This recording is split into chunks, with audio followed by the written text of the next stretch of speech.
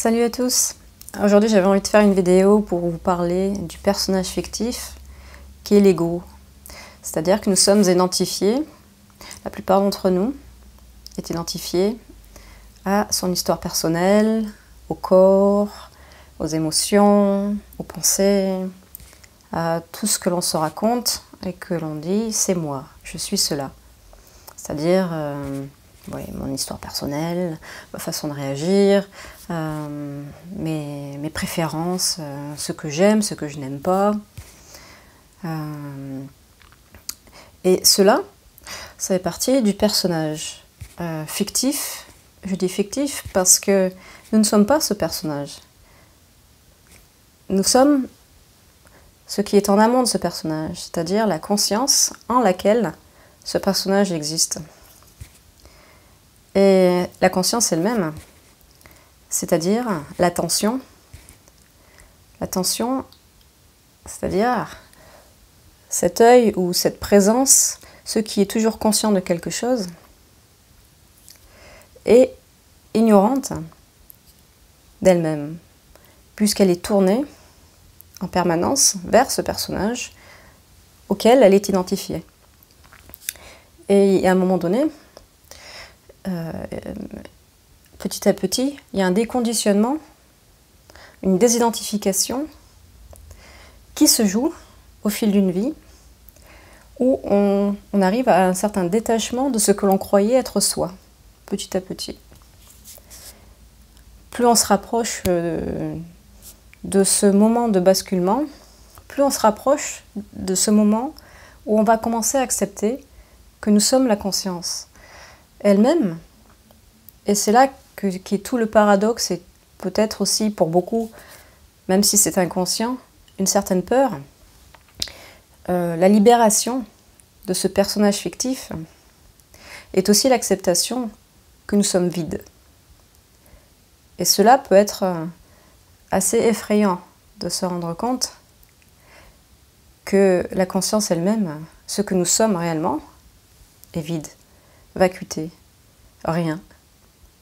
Pourtant, c'est une présence, c'est une attention, c'est le réceptacle, c'est l'énergie fondatrice, la source, le soi, qui est en amont et qui contient tout ce qui va se dérouler en elle, c'est-à-dire tout le personnage fictif. Et je dis aussi fictif parce que, comme dans un film ou une pièce de théâtre, ce personnage, il va changer au fil du temps.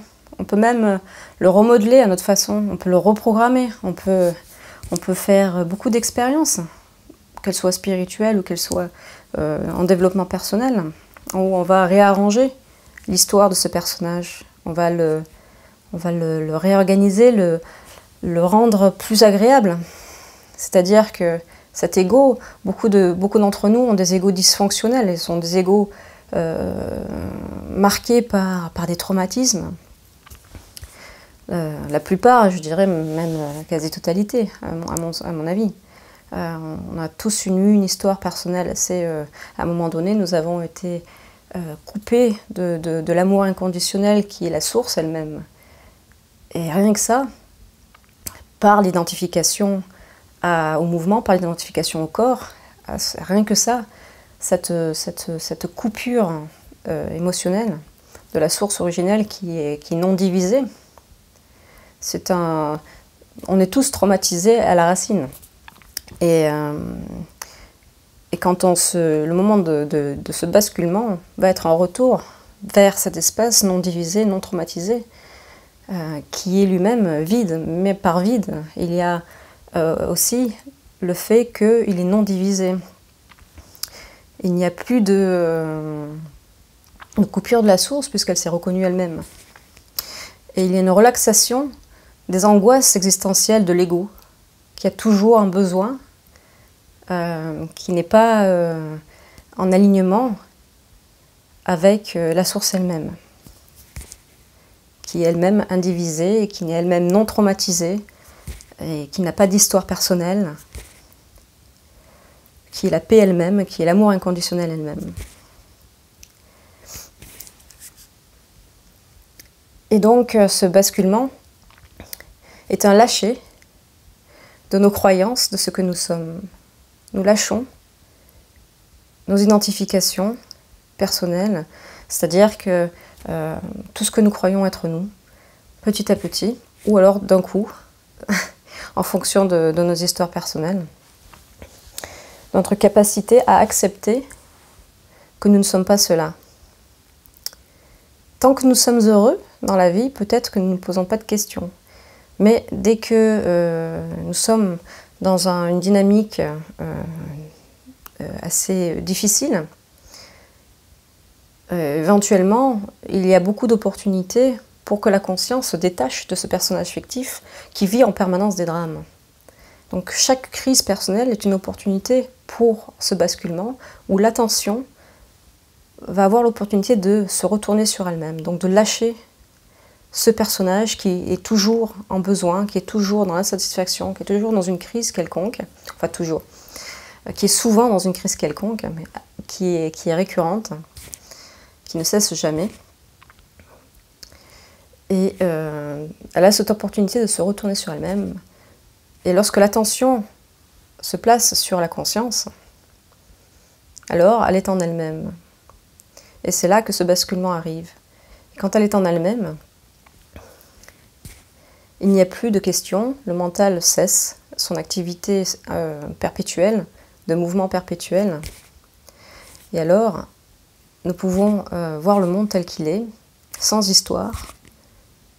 Et la contraction qui est l'identification à un personnage, énergétiquement parlant, nous pouvons alors nous relaxer dans l'être. Et il y a toutes sortes de changements qui peuvent ensuite se passer, des compréhensions qui peuvent se passer, puisque nous avons basculé dans un changement identitaire, où nous ne sommes plus identifiés à un personnage, mais nous avons réalisé cet espace de présence, nous avons réalisé que nous sommes cet espace en étant juste en nous-mêmes, alignés dans ce centre vide, dans cet espace de présence. Voilà, c'était une courte vidéo pour vous parler de ce point de basculement qui est autant un déconditionnement, une désidentification d'avec le personnage fictif